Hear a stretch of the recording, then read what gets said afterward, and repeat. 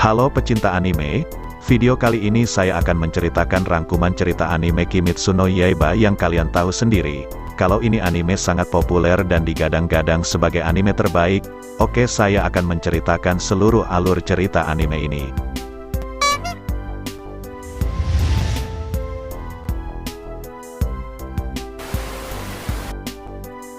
Oke, tanpa banyak basa-basi lagi langsung aja kita masuk ke dalam awal cerita. Cerita dibuka dengan adegan di mana salju sedang turun sangat lebat. Kamano Tanjiro, seorang anak laki-laki remaja yang merupakan tulang punggung keluarganya yang beranggotakan ibu dan kelima adiknya itu tetap harus melakukan pekerjaannya, yaitu menjual arang ke kota. Melihat situasi tersebut, ibu Tanjiro pun memperingatkan Tanjiro agar tidak perlu berjualan arang karena cuaca sedang buruk, ditambah lagi dia harus turun gunung, karena rumah mereka ada di daerah pegunungan. Meski sudah dilarang oleh ibunya, Tanjiro pun tetap bersikeras untuk tetap ke kota. Singkat cerita, hari pun sudah malam, ia memutuskan untuk kembali ke rumah. Di perjalanan pulang, Tanjiro diperingatkan agar tidak melanjutkan perjalanan dikarenakan takut akan bahaya Oni atau iblis oleh seorang pria yang bernama Saburo. Pria tersebut menawarkan Tanjiro untuk menginap di rumahnya malam itu. Paginya Tanjiro pun meninggalkan rumah pria tersebut dan menuju ke rumahnya. Alangkah terkejutnya dia ketika mendapati adiknya yang bernama Nezuko terbaring bersimbah darah sambil memeluk adik paling kecil mereka. Saat Tanjiro mengalihkan pandangannya ke dalam rumah, mata Tanjiro terbelalak melihat seluruh anggota keluarganya telah terbunuh. Bermodalkan kakinya, Tanjiro berlari sambil membawa tubuhnya Nezuko yang masih sedikit hangat, berharap ada yang bisa menyelamatkannya di kota nanti. Akan tetapi tiba-tiba Nezuko meronta dan mereka berdua pun terjatuh dari atas tebing. Tanjiro kaget dengan perubahan adiknya itu. Barulah dia sadari bahwa adiknya berubah menjadi iblis. Di tengah keputusasaan menyadarkan Nezuko, tiba-tiba ada seorang pria datang yang hendak membunuh Nezuko. Pria tersebut adalah pemburu iblis. Tanjiro yang lemah memohon agar tidak membunuh adiknya, akan tetapi ditolak oleh pria itu. Dengan berusaha, Tanjiro menyerang pria itu dengan sebuah kapak dan Tanjiro pun terjatuh ke tanah. Dan Nezuko yang melihat itu langsung melindungi Tanjiro walaupun dirinya sudah berubah menjadi iblis. Pria itu merasa bahwa kedua anak itu berbeda dengan orang-orang yang pernah ia temui sebelumnya, dan akhirnya melepaskan mereka berdua. Pria itu kemudian menyuruh Tanjiro dan Nezuko untuk pergi ke tempat seorang pria yang bernama Uroko Daki atas suruhannya Tomioka Gyu. Dengan patuh mereka berdua menuruti perintah Gyu dan pergi ke tempat Uroko Daki. Di tengah perjalanan mereka berdua bertemu dengan iblis yang sedang memakan manusia, dan Nezuko yang juga iblis sempat tertekan karena hasrat untuk memakan manusia. Iblis itu menyerang Tanjiro. Nezuko kemudian mengabaikan rasa laparnya dan menendang kepala iblis itu hingga putus. Tidak disangka ternyata iblis itu masih hidup dan menyerang mereka berdua dengan kepala dan tubuh yang terpisah. Tubuh iblis itu pun berhasil dikalahkan Tanjiro, sementara kepalanya tersangkut pada kapak yang menetap di sebuah pohon. Tiba-tiba saja seorang laki-laki parubaya bertopeng datang dan menyuruh Tanjiro untuk membunuh iblis itu. Tanjiro tidak bisa membunuhnya dan akhirnya iblis itu musnah karena fajar. Kaget dengan itu, Tanjiro berlari mencari Nezuko. Dia cemas jika adiknya ikut terbakar, tapi Nezuko bersembunyi dalam sebuah rumah. Setelah merasa lega, Tanjiro mendekati pria parubaya itu yang sedang menguburkan korban yang telah terbunuh oleh iblis tadi. Pria tua itu memperkenalkan namanya adalah Uroko Daki, seorang pria yang hendak ia temui oleh Tanjiro. Uroko Daki memperingatkan Tanjiro akan selalu memperhatikan Nezuko yang merupakan iblis agar tidak memakan manusia. Sebagai ganti keputusannya Nezuko untuk tidak memakan manusia, tubuh Nezuko menyesuaikan dengan keadaan tersebut dengan cara tidur sampai berbulan-bulan bahkan bertahun-tahun lamanya. Sementara itu atas permintaan Gyu, Uroko Daki melatih Tanjiro untuk menjadi seorang pemburu iblis. Singkat cerita, sudah setahun lamanya Tanjiro berlatih di bawah bimbingan guru Uroko Daki. Karena itulah Uroko Daki menganggap bahwa tidak ada lagi yang bisa diajarkannya kepada Tanjiro. Sebagai syarat terakhir agar Tanjiro bisa mengikuti ujian menjadi pemburu iblis, Uroko Daki memerintahkan dia untuk membelah batu besar menggunakan pedangnya. Setelah setengah tahun berusaha, Tanjiro merasa bahwa dia akan gagal. Saat rasa putus asanya melanda, tiba-tiba datanglah seorang laki-laki yang seumuran dengannya. Laki-laki itu pun menasehati Tanjiro untuk tidak menyerah dan berlatih bersamanya. Tanjiro kelelahan dan terjatuh. Saat terbangun dia melihat sosok perempuan yang bernama Mokomo. Setelah pertemuannya dengan Mokomo, Tanjiro mengetahui nama laki-laki yang ia lawan adalah Sabito. Sudah setengah tahun Tanjiro mencoba membelah batu besar dan Tanjiro pun bertambah kuat. Dia berhadapan dengan Sabito lagi. Kemudian berduel 1 lawan 1. Tanjiro pun menang. Topeng Sabito terbelah karena tebasan pedang Tanjiro. Sabito yang tadinya berada di depan Tanjiro pun menghilang, digantikan oleh penampakan batu besar yang sudah terbelah menjadi 2. Keesokan harinya Tanjiro pun pergi meninggalkan Orokodaki dan Nezuko yang tertidur. Dia bertujuan untuk mengikuti ujian anggota pemburu iblis. Tempat Tanjiro melaksanakan ujian terakhir itu adalah Gunung Fujikasane, tempat di mana para iblis berkumpul. Saat berada dalam tempat tersebut, Tanjiro bertemu iblis yang sangat besar yang hendak membunuh seorang peserta ujian. Tanjiro pun datang menyelamatkan anak itu. Tak disangka-sangka ternyata iblis itu mengenal Orokodaki dan mempunyai dendam terhadapnya. Setiap murid Orokodaki yang mengikuti ujian tersebut telah tewas dan dimakan oleh iblis itu, termasuk Sabito dan Mokomo. Ternyata yang menemani latihan Tanjiro tersebut adalah arwah mereka. Tanjiro pun langsung bangkit dan berhasil membunuh iblis itu. Setelah ujian berakhir hanya tersisa 4 orang saja yang berhasil menyelesaikannya. Mereka kemudian memilih bahan untuk digunakan sebagai bahan pedang mereka nantinya. Tanjiro berjalan menuju rumah Orokodaki dan alangkah terkejutnya dia ketika melihat Nezuko telah terbangun dari tidurnya. Tak perlu menunggu beberapa lama pedang Tanjiro pun sudah jadi. Pedang tersebut dibawa oleh seorang pria bernama Hagarizuka. Anak adalah penempa pedang tersebut. Pedang itu dapat berubah warna sesuai dengan kemampuannya. Dan pedang Tanjiro berwarna hitam pekat. Bersamaan dengan kedatangan pedangnya tersebut, Tanjiro pun langsung mendapatkan misi pertama sebagai pemburu iblis. Singkat cerita, Tanjiro berhasil membunuh iblis yang merupakan misi pertamanya. Kemudian langsung pergi ke tempat selanjutnya, yaitu di Tokyo. Di Tokyo Tanjiro bertemu iblis yang sangat kuat, dia bernama Kibutsu Muzan, raja dari seluruh iblis yang hidup di dunia. Tanjiro pun hendak membunuhnya. Akan tetapi Muzan mempunyai keluarga yang ternyata adalah manusia. Yang pasti keluarga tersebut hanyalah kedok Muzan. Di tengah keraguan Tanjiro, Muzan merubah manusia yang lewat di depannya menjadi iblis. Dan Muzan lari begitu saja.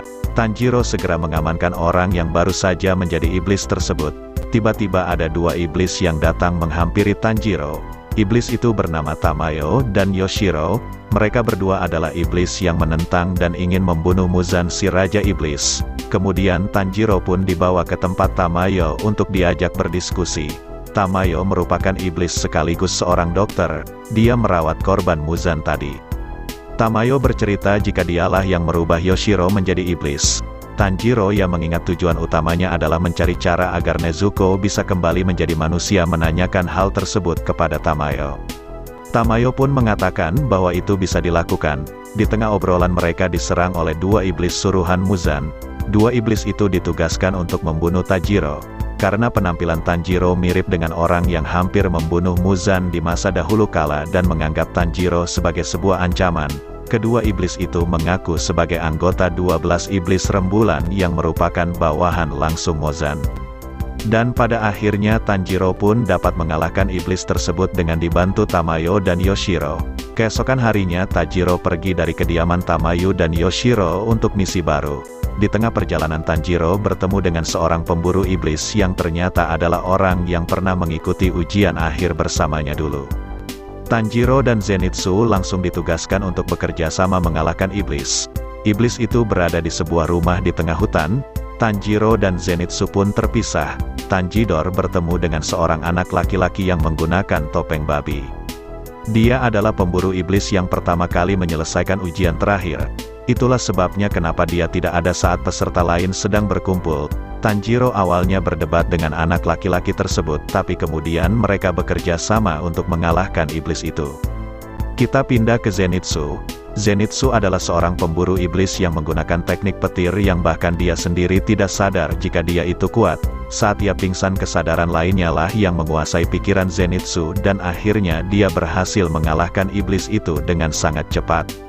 Setelah semua iblis yang ada di rumah itu dikalahkan, Tanjiro beserta orang-orang yang tersesat dalam rumah itu pun berhasil keluar. Saat keluar, si babi mencium bau iblis di kotak yang dipegang Zenitsu.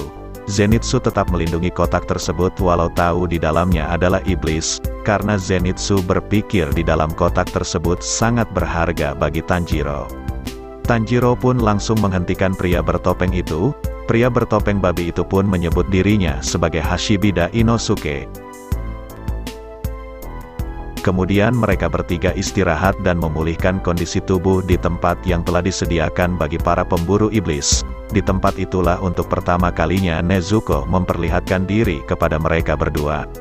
Setelah beberapa hari mereka pun mendapatkan misi untuk membunuh iblis yang berada di sebuah hutan. Di perjalanan Zenitsu yang ketakutan pun tertinggal dan akhirnya mereka berpisah. Dalam hutan itu Tanjiro dan Inosuke bertemu dengan sekelompok pemburu iblis yang lebih dahulu tiba. Mereka semua terlihat seperti boneka yang dikendalikan. Satu orang yang masih memiliki sandaran berkata bahwa iblis yang sedang mereka hadapi mempunyai kekuatan yang dapat mengendalikan tubuh seorang sesuka hati. Dan pada akhirnya satu persatu iblis yang ada dalam hutan itu berhasil dikalahkan. Dan salah satu iblis tersebut mengatakan bahwa sebenarnya mereka adalah suruhan iblis lain yang merupakan anggota 12 iblis rembulan. Di tempat lain, Zenitsu berhadapan dengan iblis yang mempunyai tubuh seperti seekor laba-laba. Iblis itu mempunyai kekuatan untuk merubah seseorang menjadi seekor laba-laba. Saat terpojok, Zenitsu bangkit dengan kesadaran yang lain, dan berhasil mengalahkan iblis tersebut dengan sangat cepat. Zenitsu pun terkapar dan tak berdaya karena racunnya begitu telah menjalar ke seluruh tubuhnya. Zenitsu pun ditolong Shinobu Kochu, seorang pilar yang ditugaskan untuk membantu para pemburu iblis di tempat itu. Shinobu memberikan penawaran kepada Zenitsu, kemudian dia pergi menuju tempat lain. Di tempat lain Tanjiro dan Inosuke melawan iblis yang sangat besar. Tanjiro dipukul dengan batang kayu yang menyebabkan mereka terpisah. Kini tinggal Inosuke sendirian menghadapi iblis tersebut dan hampir terbunuh. Namun tiba-tiba Gyu datang membantu mengalahkan iblis itu dengan sekali serangan. Inosuke yang kelewat heboh itu diikat pada sebuah pohon oleh Gyu. Tanjiro akhirnya menemukan keberadaan iblis yang paling kuat. Dia berhadapan satu lawan satu dengannya. Serangan awal yang dilancarkan iblis itu ditangkis menggunakan pedang oleh Tanjiro. Akan tetapi pedang Tanjiro pun patah. Dan ketika Tanjiro hampir tertebas oleh jaring laba-laba milik iblis tersebut, Nezuko melindunginya. Iblis itu pun sangat tertarik pada Nezuko. Hal itu dikarenakan iblis tersebut sangat menginginkan keluarga yang harmonis. Dia pun menyuruh Tanjiro untuk memberikannya Nezuko kepadanya. Tanjiro menolak dan pertarungan sengit pun kembali terjadi. Saat Tanjiro lengah, Nezuko diambil paksa. Tanjiro pun marah karena melihat Nezuko menderita. Pertarungan sengit pun terjadi lagi. Tanjiro langsung menyerang dari depan, dan hal yang tak terduga ternyata iblis itu telah meletakkan perangkap laba-labanya yang sangat tajam, dalam waktu sepersekian detik. Tanjiro teringat sebuah teknik yang pernah diajarkan oleh ayahnya dahulu. Teknik itu berhasil membuat iblis itu terpojok, dan dengan bantuan teknik darah iblis Nezuko, Tanjiro pun berhasil memenggal kepala iblis itu. Namun ternyata iblis itu masih hidup. Tepat sebelum lehernya benar-benar putus oleh pedang Tanjiro, dia memotong kepalanya sendiri menggunakan jaring laba-labanya. Sekarang Tanjiro yang sedang terpojok. Tiba-tiba datanglah Gyo menolong Tanjiro. Lagi-lagi Gyo berhasil mengalahkan musuhnya hanya dengan sekali serangan. Setelah membunuh iblis tersebut, datanglah Shinobu hendak membunuh Nezuko yang merupakan iblis. Gyo yang melihat itu pun langsung menghalau serangan Shinobu. Shinobi menanyakan kepada Gyo, kenapa dia melindungi Nezuko. Tugas pemburu iblis itu adalah membunuh semua iblis. Gyo yang dikenal sebagai pribadi yang dingin itu tak menjawab pertanyaan Shinobu. Gyo menyuruh Tanjiro lari bersama Nezuko sementara dia akan menghadapi Shinobu. Tetapi ia juga dihadang seorang perempuan yang merupakan pemburu iblis. Perempuan itu ternyata seorang pemburu iblis yang pernah mengikuti ujian akhir bersama dengan Tanjiro. Tanjiro yang sudah tidak dapat berdiri itu menyuruh Nezuko lari. Perempuan itu menghantam tendangannya ke arah kepala Tanjiro, sehingga Tanjiro pingsan. Kemudian perempuan itu mengejar Nezuko. Dari atas terdengar suara burung gagak. Pembawa pesan burung itu mengatakan bahwa tugas tubuh iblis yang ada di hutan itu adalah untuk menahan dan membawa Tanjiro dan Nezuko ke markas pemburu iblis.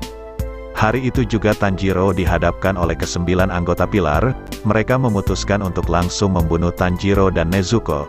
Tapi seorang pilar mengatakan bahwa mereka harus mendengarkan keputusan pemimpin mereka dahulu. Tiba-tiba seorang pilar angin yang bernama Shinatsugawa mengambil kotak yang di dalamnya terdapat Nezuko. Dia bertanya kepada Tanjiro mengenai arti iblis baginya sambil menusukkan pedangnya ke dalam kotak itu. Nezuko yang berada di dalamnya pun tertusuk hingga tembus ke belakang. Tanjiro pun marah lalu berlari ke arah Shinatsugawa dan membenturkan kepalanya ke arah Shinatsugawa. Mereka berdua pun terjatuh dengan hidung yang berdarah. Saat keadaan agar semakin riuh, Oyakata sebagai pemimpin dari seluruh anggota pilar pun datang. Ia menyampaikan kepada seluruh pilar yang hadir bahwa dirinya telah mengizinkan keberadaan Nezuko dan Tanjiro. Akan tetapi hal itu tidak mengubah keputusan para pilar untuk tetap membunuh Nezuko dan menghukum Tanjiro. Anak perempuan Oyakata membacakan isi surat yang berasal dari Urokodaki yang merupakan mantan pilar. Dalam surat itu Urokodaki meminta kepada Oyakata dan seluruh anggota pemburu iblis untuk dapat memaafkan Tanjiro yang sudah membawa seorang iblis bersamanya. Urokodaki juga meminta Oyakata untuk menerimanya Nezuko, karena Nezuko berbeda dengan iblis yang lain. Walaupun hal itu telah dijelaskan, tetap saja Shinatsugawa dan beberapa pilar menentang dengan keras keputusan Oyakata tersebut. Oyakata pun mengatakan kepada seluruh orang yang ada di markas tersebut, bahwa Tanjiro telah bertemu dengan Muzan sang Raja Iblis. Sontak itu semua membuat para pilar kaget dan bertanya-tanya mengenai Muzan. Selain itu, Oyakata menyuruh mereka yang menentang keputusannya untuk membuktikan bahwa apakah Nezuko benar-benar pantas untuk dibunuh. Shinatsugawa kemudian maju, dia melukai lengannya sampai mengeluarkan darah. Hal itu bertujuan untuk menguji hasrat iblis Nezuko, tapi Nezuko dapat menahannya. Setelah melihat itu, Oyakata meminta semua anggota pilar untuk dapat menerima Tanjiro dan Nezuko. Mereka pun dibawa ke kediamannya Shinubo untuk dirawat. Mereka bertemu dengan seorang perempuan yang bernama Kanao. Ia adalah sosok perempuan yang mengejar mereka waktu lalu. Mereka akhirnya dibawa ke dalam rumah. Di dalam rumah itu Tanjiro sangat senang melihat Zenitsu dan Inosuke juga berada di sana. Mereka di sana tidak hanya diberi perawatan, mereka juga dilatih oleh Kanao dan seorang gadis yang bernama Aoi. Mereka dilatih mempertahankan pernafasan konsentrasi penuh seharian yang hanya bisa Tanjiro kuasai dalam waktu beberapa menit saja. Di tempat lain, Muzan memilih bawahan yang paling kuat, tujuannya adalah untuk membunuh para pilar. Waktu pun berlalu, Tanjiro dan lainnya sudah bertambah kuat, dan tibalah waktunya mereka pergi meninggalkan kediaman Shinobu untuk melaksanakan misi.